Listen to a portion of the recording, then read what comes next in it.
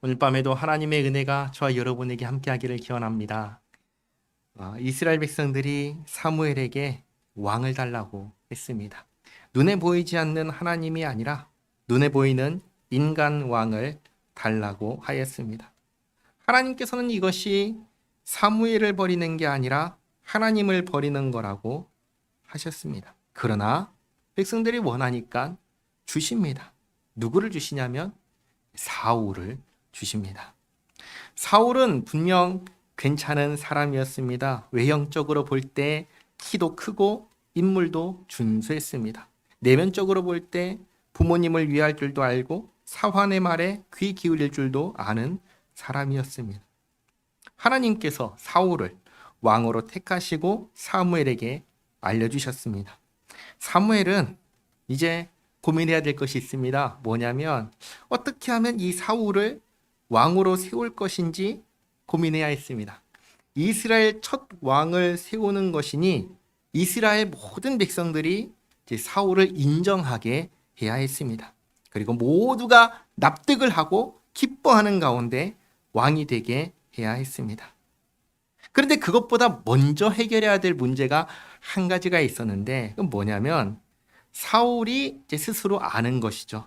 하나님께서 자신을 왕으로 택하셨다는 것을 알고 인정하고 받아들이고 따를 수 있어야 한다는 문제가 있었습니다. 그래서 사울에게 이제 세 가지 예언을 했습니다. 이 예언을 하고 이것이 성취되는 것을 보면 하나님께서 너를 이스라엘의 왕으로 세우셨다는 것을 알라고 하였습니다. 그리고 난 뒤에 이스라엘에게 인정받기 위해서 해야 할 일을 알려줬습니다. 그건 뭐냐면 하나님의 산에 있는 블레셋 군대를 물리치는 일이었습니다.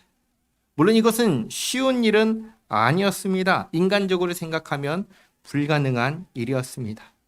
그러나 하나님께서 함께 하시면 가능할 뿐 아니라 하나님께서 함께 하시면 너무나 쉬운 일이기도 했습니다. 세 가지 예언을 통해서 하나님께서 사울을 택하셨음을 분명하게 알게 하고 그 다음에는 그걸 믿는 믿음으로 이제 이 일을 하면 하나님께서 함께 하시니까 당연히 블레셋을 물리칠 것이고 그러면 이스라엘 백성들이 그 소식을 듣고 다 기뻐할 것입니다.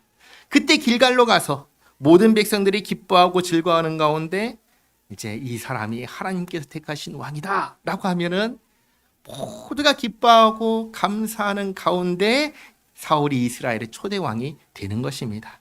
이렇게 계획을 세우고 사울에게 얘기하고 보냈습니다. 그게 지난주 말씀이었죠. 오늘은 사울이 어떻게 행하고 또 어떻게 이스라엘의 왕이 되었는지를 보겠습니다. 9절 말씀 보시면 그가 사무엘에게서 떠나려고 몸을 돌이킬 때 하나님이 새 마음을 주셨고 그날 그 징조도 다 응하니라. 저기 보시면 새 마음을 언제 주셨죠? 사무엘에게서 떠나려고 할 때 주셨습니다. 무슨 말이냐면 사울이 하나님 말씀에 순종하려고만 한다면 얼마든지 할 수 있도록 만들어 주셨다는 것입니다. 이것은 마치 아담과 같습니다. 하나님께서 아담에게 복을 주시고 그 다음에 선악을 알게 하는 나무 열매를 먹지 말라 하십니다. 이 말씀을 하시고 금지를 하시고 근데 이 금지의 명령을 하시기 전에 이미 그 말씀을 지킬 수 있는 능력을 주신 것과 같습니다. 그러니까 이걸 다르게 말하면 이런 겁니다. 이제부터 일어나는 일의 책임은 순전히 누구에게 있냐면 사울에게 있다는 것이죠. 그리고 잘 보시기 바랍니다. 10절에 그들이 산에 이를 때 이 산이 어디죠? 하나님의 산입니다. 여호와의 산이고 이 산에 뭐가 있지요? 블레셋 군대가 있습니다. 그 산에 이를 때 선지자의 무리가 그를 영접하고 하나님의 영이 사울에게 크게 임함으로 그가 그들 중에서 예언을 하니 전에 사울을 알던 모든 사람들이 사울이 선지자들과 함께 예언함을 보고 서로 이르되 기스의 아들에게 무슨 일이 일어났느냐 사울도 선지자들 중에 있느냐 하고 그곳에 어떤 사람은 말하 이르되 그들의 아버지가 누구냐 한지라 그러므로 속담이 되어 이르되 사울도 선지자들 중에 있느냐 하더라. 사울이 예언하기를 마치고 산당으로 가니라. 사무엘이 사울에게 말한 세 가지 일들 중에 앞에 두 가지 일은 생략했지만 9절 말씀 다시 보시면 그날 그 징조도 다 응했다라고 하시죠. 앞에 두 가지 일, 생략된 일이 다 이루어졌다는 걸 알 수 있습니다. 그리고 세 번째 일입니다. 역시나 말씀대로 이루어졌습니다. 그러면 그 다음에 사울이 해야 하는 것은 무엇일까요? 앞에 7절에서 사무엘이 말한 대로 기회를 따라 행해야 합니다. 뭘 하는 거라고 했지요? 5절에서 블레셋 사람들의 영문이 바로 그 산에 있다고 했습니다. 그 블레셋 사람들을 쳐서 물리치는 겁니다. 이 일을 할 수 있는 능력을 9절을 보시면 하나님께서 주셨어요? 안 주셨어요? 주셨다고 했습니다. 그래서 11절에서 사람들이 이게 무슨 일이냐라고 할 때에 사울이 사실은 뭘 해야 되냐면 그 기회를 놓치지 말고 하나님께서 저 블레셋을 쳐서 물리치라 하셨다. 하나님께서 우리와 함께 하신다. 가자 하면서 이들을 이끌고 블레셋을 쳐야 했습니다. 그런데 사울이 어떻게 하죠? 하나요, 안 하나요? 안 합니다. 어디로 가죠? 산당으로 갑니다. 산당에 왜 갔는지 알 수가 없어요. 보통 산당에 갈 때는 뭐 하러 가죠? 예배하러 가죠. 아무것도 안 들고 갔잖아요. 왜 갔는지 모르겠습니다. 적어도 확실한 것은 사무엘은 기회를 따라 산당에 가라고 하지 않았다는 겁니다. 이렇게 사무엘이 사울을 이스라엘 모든 백성들이 납득하고 인정받는 가운데 기쁨과 감격 가운데 왕으로 세우는 이 계획이 틀어져 버렸습니다. 14절 말씀 보시면 사울의 숙부가 사울과 그의 사원에게 이르되 너희가 어디로 갔더냐? 사울이 이르되 암나기들을 찾다가 찾지 못하므로 사무엘에게 갔었나이다 하니 사울의 숙부가 이르되 청하노니 사무엘이 너희에게 이런 말을 내게 말하라 하니라. 사울이 그의 숙부에게 말하되 그가 암나기들을 찾았다고 우리에게 분명히 말하더이다 하고 사무엘이 말하던 나라의 일은 말하지 아니하니라. 하나님께서 새 마음을 주셨는데도 세 가지 예언이 성취되는 것을 경험하고도 사울은 어떻게 해요? 아무것도 하지 않습니다. 움직이지 않습니다. 그렇게 기회를 놓쳐버립니다. 사무엘이 사울에게 먼저 길갈로 가라고 합니다. 나는 7일 후에 가겠다고 합니다. 근데 이 일도 이루어지나요? 안 이루어지지요. 그래서 사무엘이 미스바로 갑니다. 백성들을 다 불러 모읍니다. 그리고 저 사울이 하나님께서 택하신 왕이라고 공포하는데 이 과정도 잘 보시기 바랍니다. 17절에 사무엘이 백성을 미스바로 불러 여호와 앞에 모으고 이스라엘 자손에게 이르되 이스라엘 하나님 여호와께서 이같이 말씀하시기를 내가 이스라엘을 애굽에서 인도하여 내고 너희를 애굽인의 손과 너희를 압제하는 모든 나라의 손에서 건져 내었느니라 하셨거늘 너희는 너희를 모든 재난과 고통 중에서 친히 구원하여 내신 너희의 하나님을 오늘 버리고 이르기를 우리 위에 왕을 세우라 하는도다. 그런즉 이제 너희의 지파대로 1000명씩 여호와 앞에 나오라 하고. 왜 갑자기 이런 일을 하냐면 사울이 블레셋을 물리쳐서 이스라엘 백성들을 납득시킬 기회를 놓쳐버렸기 때문입니다. 사사시대를 잠깐 생각해 보시기 바랍니다. 삼손 있지요. 삼손에게 하나님의 영이 임했을 때 삼손은 무엇을 한 줄 아십니까? 나귀의 턱뼈를 가지고 블레셋 사람들을 쳐 죽였습니다. 그것처럼 하나님의 산에서 하나님의 영이 임했을 때 사울은 자신에게 온 사람들을 데리고 블레셋 사람들을 쳐 죽여야 했습니다. 그렇게 해서 이 사람이 하나님께서 우리를 위하여 세우신 인간 왕이구나 라는 것을 분명하게 드러내야 했습니다. 그런데 그러지 않은 거예요. 그렇기 때문에 제비뽑기를 통해서 하나님께서 택하신 사람임을 드러내게 한 겁니다. 그러니까 이것은 뭐냐면 사울을 왕으로 세우려는 두 번째 방법이었던 것이죠. 그런데 보시면 20절에 사무엘이 이에 이스라엘 모든 지파를 가까이 오게 하였더니 베냐민 지파가 뽑혔고 베냐민 지파를 그들의 가족별로 가까이 오게 하였더니 마드리의 가족이 뽑혔고 그 중에서 기스의 아들 사울이 뽑혔으나 그를 찾아도 찾지 못한지라. 지금 사무엘이 온 이스라엘을 미스바로 불렀으니까 사울도 당연히 왔습니다. 그러나 사울이 어떻게 하지요? 숨어버립니다. 나오지 않습니다. 과거에 아간이 범죄했을 때 여호수아가 제비를 뽑았습니다. 그래서 지파, 가문, 아간까지 뽑혔습니다. 그때 아간은 숨지 않고 나왔습니다. 그리고 잡았겠습니다. 왜 그랬을까요?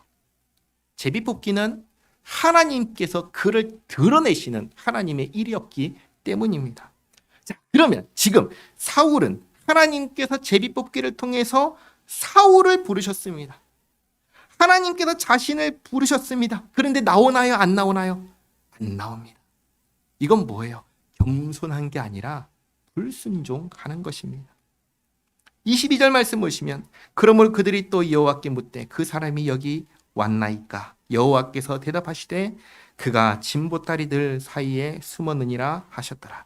그들이 달려가서 거기서 그를 데려오매 그가 백성 중에 선이 다른 사람보다 어깨 위만큼 컸더라. 사무엘이 모든 백성에게 이르되 너희는 여호와께서 택하신 자를 보느냐? 모든 백성 중에 짝할 리가 없느니라 하니 모든 백성이 왕의 만세를 외쳐 부르니라. 근데 한번 생각해 보시기 바랍니다. 하나님께서 택하신 자라고 하는데 보기에 어떻습니까? 진보다리들 사이에 숨어서 나오지 않은 사람입니다. 찾아가지고 끌고 나와야 했습니다. 그런 사람이 우리의 왕이 된다고 하면은 누가 납득을 할까요?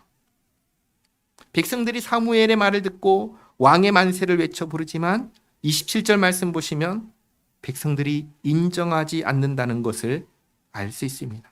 이런 상황에서 왕의 즉위식 거행할 수 있을까요? 그럴 수가 없는 겁니다. 백성들이 납득할 수 있는 게 뭐라도 있어야 되는데 아무것도 없는 겁니다. 제비 뽑혔을 때 나왔으면 좋았을 텐데 그것도 아니라 그냥 숨어버렸으니까 즉위식을 할 여건이 안 되는 것입니다. 그래서 25절에 사무엘이 나라의 제도를 백성에게 말하고 책에 기록하여 여호와 앞에 두고 모든 백성을 각기 집으로 보내매 그냥 돌려보냅니다. 사울도 기브와 자기 집으로 갈 때 마음이 하나님께 감동된 유력한 자들과 함께 갔느니라. 사울이 하나님께서 택하신 왕이다라고 하니까 함께한 사람들이 몇이 있었다는 것입니다. 자, 그러나 27절 어떤 불량배는 이르되 이 사람이 어떻게 우리를 구원하겠느냐 하고 멸시하며 예물을 바치지 아니하였으나 그는 잠잠하였더라. 이렇게 여기에 불량배라고 하지만 사실 이런 사람이 한두 사람이 아니었을 겁니다. 도대체 뭘 믿고 이 사람을 우리의 왕으로 삼겠느냐? 제비 뽑았는데 나오지도 않고 숨어있는 저 사람 끌고 나와야 그제야 온 사람, 이런 사람을 뭘 믿고 우리의 왕으로 삼겠느냐 하는 거죠. 처음에 사무엘이 말했던 대로 했다면 모두가 납득하고 모두가 기뻐하는 가운데 왕이 되었을 겁니다. 이렇게 두 번째 기회도 놓쳐버립니다. 그렇지만 하나님께서 다시금 세 번째 기회를 주십니다. 그게 11장에 나오는 사건입니다. 11장 1절 보시면 암몬 사람 나하스가 올라와서 길르앗 야베스에 맞서 진침해 야베스 모든 사람들이 나하스에게 이르되 우리와 언약하자 그리하면 우리가 너를 섬기리라 하니 암몬 사람들이 길르앗 야베스를 치려고 옵니다. 야베스 사람들은 싸우지 않고 우리가 항복하겠다라고 합니다. 그러자 이 암몬 사람들이 뭐라고 하냐면 2절에 암몬 사람 나하스가 그들에게 이르되 내가 너희 오른 눈을 다 빼야 너희와 언약하리라. 내가 온 이스라엘을 이같이 모욕하리라. 무슨 말이죠?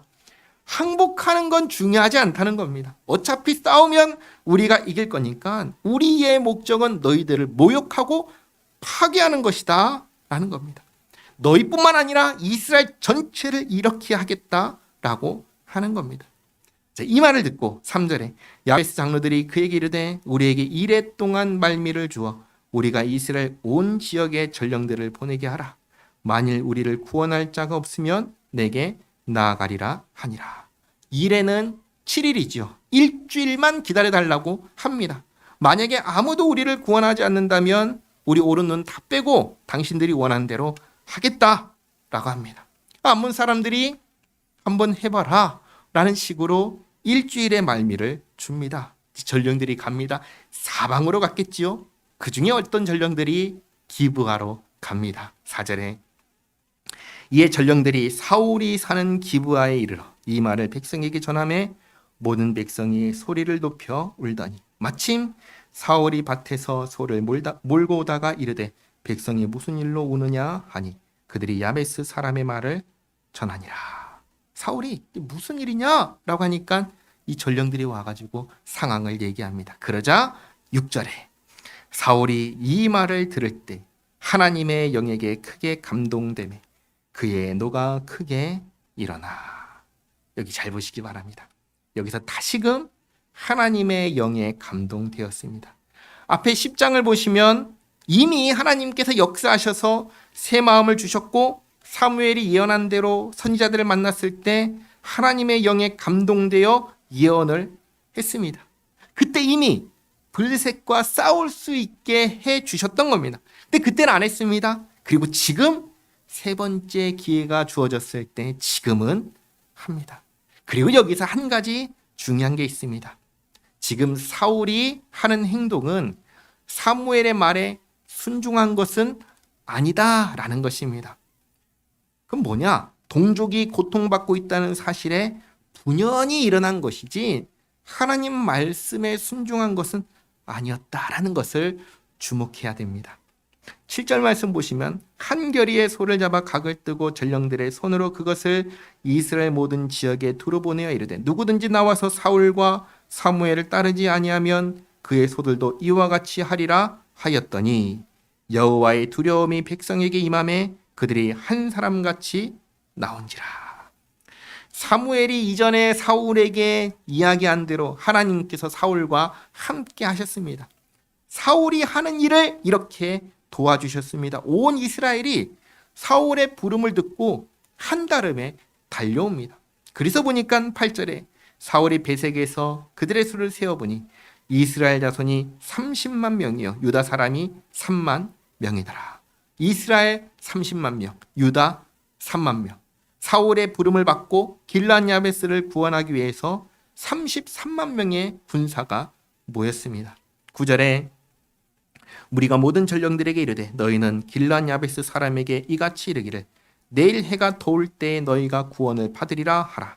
전령들이 돌아가서 야베스 사람들에게 전하매 그들이 기뻐하니라. 이렇게 자기들 구원하러 온다는 소식을 듣고 기뻐합니다. 그리고 10절 보시면 야베스 사람들이 이에 이르되 우리가 내일 너희에게 나아가리니 너희 생각에 좋을 대로 우리에게 다 행하라 하니라. 자, 여기서 너희는 누구일까요? 암몬 자손을 말합니다. 길앗 야베스 사람들이 암몬 자손에게 우리를 구원하러 이스라엘 사람들이 온다란 얘기를 쏙 빼놓고 마치 아무도 오지 않는 것처럼 그래서 우리 포기하고 항복하겠다라는 식으로 지금 이야기를 하는 거예요. 왜 이렇게 얘기했을까요? 그 이유는 간단합니다. 방심하게 만들려고 이렇게 말한 거예요. 길앗 야베스 사람들이 가만히 그냥 앉아가지고 도움을 받으려고 한 게 아니라 자기가 할 수 있는 범위 안에서 자기를 구원하려고 오는 형제들을 도와주려고 이들에게 우리 포기한다. 아무도 오지 않는데 그러니까 항복할게. 방심하게 만든 것입니다. 그리고 이들이 방심한 사이에 11절 이튿날 사울이 백성을 3대로 나누고 새벽에 적진 가운데로 들어가서 날이 더울 때까지 암몬 사람들을 치매 남은 자가 다 흩어져서 둘도 함께한 자가 없었더라. 이렇게 암몬 사람들을 상대로 대승을 거둡니다. 이제 사울을 왕으로 세울 수 있는 납득할 수 있는 분명한 공적이 생겼습니다. 그러자 백성들이 사무엘에게 하는 말이 12절입니다. 백성이 사무엘에게 이르되 사울이 어찌 우리를 다스리겠느냐 한 자가 누구니까 그들을 끌어내소서 우리가 죽이겠나이다. 이 전쟁 이전에는 사울을 거부하던 사람들이 있었습니다. 그러나 이 전쟁 이후에 그 목소리가 있나요 없나요? 없어집니다. 완전히 사라집니다. 13절 사울이 이르되 이날에는 사람을 죽이지 못하리니 여호와께서 오늘 이스라엘 중에 구원을 베푸셨음이니라. 사무엘이 백성에게 이르되 오라 우리가 길갈로 가서 나라를 새롭게 하자. 드디어 길갈로 갑니다. 15절 모든 백성이 길갈로 가서 거기서 여호와 앞에서 사울을 왕으로 삼고 길갈에서 여호와 앞에 화목제를 드리고 사울과 이스라엘 모든 사람이 거기서 크게 기뻐하니라. 이렇게 해서 사울이 이스라엘의 왕이 됩니다. 그리고 사무엘이 온 이스라엘에게 마지막으로 당부합니다. 12장 1절입니다. 사무엘이 온 이스라엘에게 이르되 보라 너희가 내게 한 말을 내가 다 듣고 너희 위에 왕을 세웠더니 이제 왕이 너희 앞에 출입하느니라. 보라 나는 늙어 머리가 휘어졌고 내 아들들도 너희와 함께 있느니라. 내가 어려서부터 오늘까지 너희 앞에 출입하였거니와 내가 여기 있나니 여호와 앞과 그의 기름 부음을 받은 자 앞에서 내게 대하여 증언하라. 내가 누구의 소를 빼앗았느냐 누구의 나귀를 빼앗았느냐 누구를 속였느냐 누구를 압제하였느냐 내 눈을 흐리게 하는 뇌물을 누구의 손에서 받았느냐 그리하였으면 내가 그것을 너희에게 갚으리라 하니 그들이 이르되 당신이 우리를 속이지 아니하였고 압제하지 아니하였고 누구의 손에서든지 아무것도 빼앗은 것이 없나이다 하니라. 사무엘은 비록 자녀들이 뇌물을 받고 재판을 굽게 했을지언정 본인은 하나님 앞에서 진실하고 정직하게 사사의 직무를 수행했다는 것을 여기서 알 수가 있습니다. 사사기에서 지금까지 보았던 사사들하고는 정말 다른 온전한 사사였습니다. 5절에 사무엘이 백성에게 이르되 너희가 내 손에서 아무것도 찾아낸 것이 없음을 여호와께서 너희에게 대하여 증언하시며 그의 기름 부음을 받은 자도 오늘 증언하느니라 하니 그들이 이르되 그가 증언하시나이다 하니라. 이제 사무엘이 이스라엘 백성들에게 사울을 왕으로 세우게 된 경위를 다시금 말합니다. 6절에 사무엘이 백성에게 이르되 모세와 아론을 세우시며 너희 조상들을 애굽 땅에서 인도하여 내신 이는 여호와이시니. 우리 하나님이 누구신지를 먼저 분명하게 밝힙니다. 우리 하나님은 누구시죠?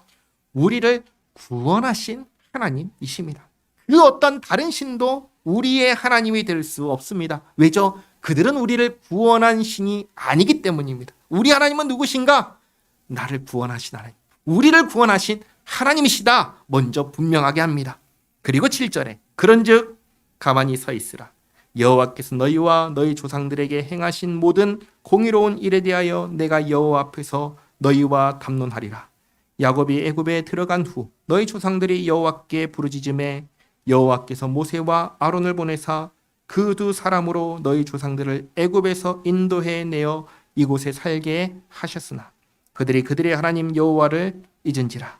여호와께서 그들을 하솔 군사령관 시스라의 손과 블레셋 사람들의 손과 모압 왕의 손에 넘기셨더니 그들이 저희를 치매 백성이 여호와께 부르짖어 이르되 우리가 여호와를 버리고 바알들과 아스타롯을 섬김으로 범죄하였나이다. 그러하오나 이제 우리를 원수들의 손에서 건져내소서. 그리하시면 우리가 주를 섬기겠나이다 하매 여호와께서 여룹바알과 베단과 입다와 나 사무엘을 보내사 너희를 너희 사방 원수의 손에서 건져내사 너희에게 안전하게 살게 하셨거늘. 출애굽부터 여기 가나안에 정착하고 오늘까지의 역사를 간단하게 요약했습니다. 하나님께서 사사를 보내사 너희를 지금까지 안전하게 편안하게 살게 하셨는데 12절 너희가 암몬 자손의 왕 나하스가 너희를 치러 옴을 보고, 이 사실은 암몬 자손이 아니라 이 블레셋이어야 했습니다. 본래 계획은 사울이 블레셋을 물리치고 이스라엘의 왕이 되는 것이었습니다. 암몬 자손을 물리치는 것은 하나님께서 주신 마지막 기회였지요. 너희의 하나님 여호와께서는 너희의 왕이 되심에도 불구하고 너희가 내게 이르기를 아니라 우리를 다스릴 왕이 있어야 하겠다 하였도다. 이제 너희가 구한 왕, 너희가 택한 왕을 보라. 여호와께서 너희 위에 왕을 세우셨느니라. 그리고 이제 14절이 중요합니다. 왕이 세워졌지만 여전히 이스라엘이 섬겨야 할 분은 누구십니까? 하나님입니다. 왕은 어디까지나 하나님의 대리 통치자입니다.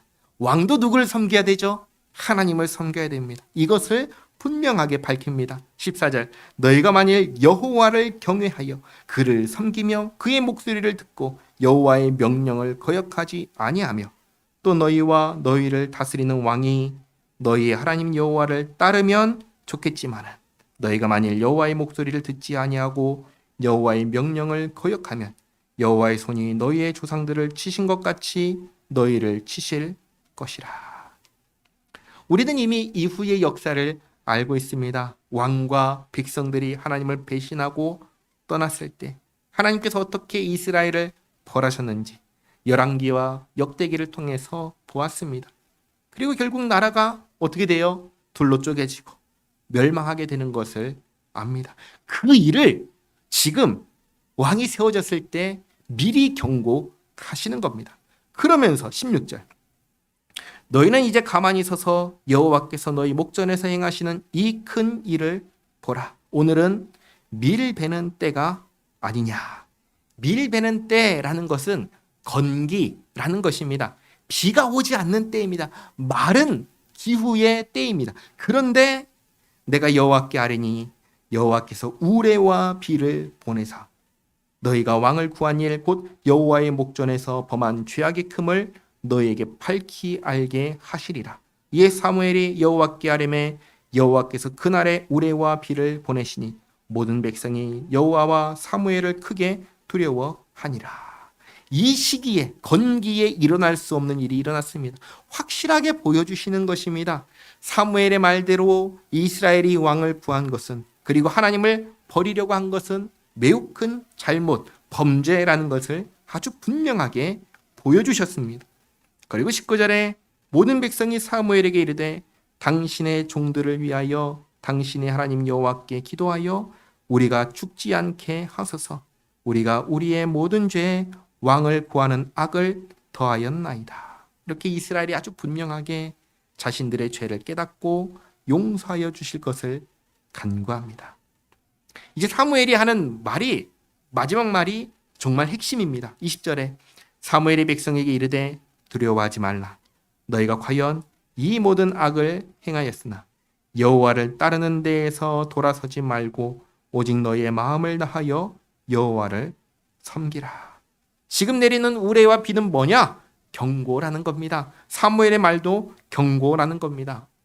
정말 하나님을 배신하지 말고 돌아서지 말고 하나님만 섬기라고 당부하는 겁니다.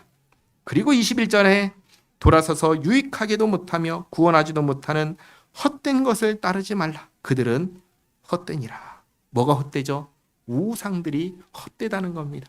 그런 걸 섬기지 마라. 22절 여호와께서는 너희를 자기 백성으로 삼으신 것을 기뻐하셨으므로 여호와께서는 그의 크신 이름을 위해서라도 자기 백성을 버리지 아니하실 것이요 나는 너희를 위하여 기도하기를 쉬는 죄를 여호와 앞에 결단코 범하지 아니하고 선하고 의로운 길을 너희에게 가르칠 것인지라. 사무엘이 두 가지를 약속하지요. 첫 번째는 계속해서 너희를 위해서 기도하겠다. 둘째는 선하고 의로운 일을 끝까지 가르치겠다. 이 두 가지는 내가 할 테니까 너희는 여호와께서 너희를 위하여 행하신 그 큰 일을 생각하여 오직 그를 경외하며 너희의 마음을 다하여 진실이 섬겨라. 이스라엘이 해야 되는 것, 우리가 해야 되는 것 무엇입니까? 하나님을 진실이 섬기는 것입니다. 25절 만일 너희가 여전히 악을 행하면 너희와 너희 왕이 다 멸망하리라. 아멘. 이스라엘의 인간 왕을 세우시면서 정말 이스라엘이 잘 살려면 어떻게 해야 하는지 분명하게 아주 분명하게 알려주십니다. 어떻게 해야 되죠? 끝까지 하나님만을 나의 주 나의 하나님으로 모시고 섬기며 하나님 말씀에 순종하며 사는 것입니다. 그런데 이것은 결코 우리를 속박하는 것이 아닙니다. 우리를 괴롭게 하는 것도 아닙니다. 이미 사사시대를 통해서 알 수 있듯이 하나님을 섬길 때 하나님 말씀에 순종할 때 그 누구도 그 어떤 나라도 우리를 괴롭히지 못하도록 하나님께서 지키시고 보호하셨고 먹고 마시고 사는 데 있어서도 하나님께서 언제나 때에 맞게 주셔서 넉넉하고 풍요롭게 살게 하셨습니다. 이 평화가 하나님께서 주신다는 것을 기억한다면 오히려 하나님을 모시고 섬기고 사는 것은 너무나 쉬운 길이고 편한 일이고 복된 길이라는 것을 알 수 있습니다. 오늘 우리는 사울이 왕이 되는 장면을 보았습니다. 그리고 사울이 왕이 되면서 하시는 경고의 말씀을 듣습니다. 사실 사울이 왕이 되는 과정을 이렇게 보면은 전혀 순탄하지 않다는 것을 보게 됩니다. 오히려 어때요? 위태위태하지요. 사울의 통치가 하나님의 뜻을 온전히 따르지 않을 것을 보여주는 겁니다. 그러면서 더욱 사무엘의 경고에 주목하게 하는 겁니다. 무엇이 정말 복된 길인지 잊지 마시기 바랍니다. 예수님 안에서 우리를 구원하신 하나님, 그분만을 진심으로 섬기며 주님과 동행하며 살아가는 우리 모두가 되기를 바랍니다. 기도하겠습니다. 하나님 감사합니다. 오늘 사울이 왕이 되는 모든 과정을 보았습니다.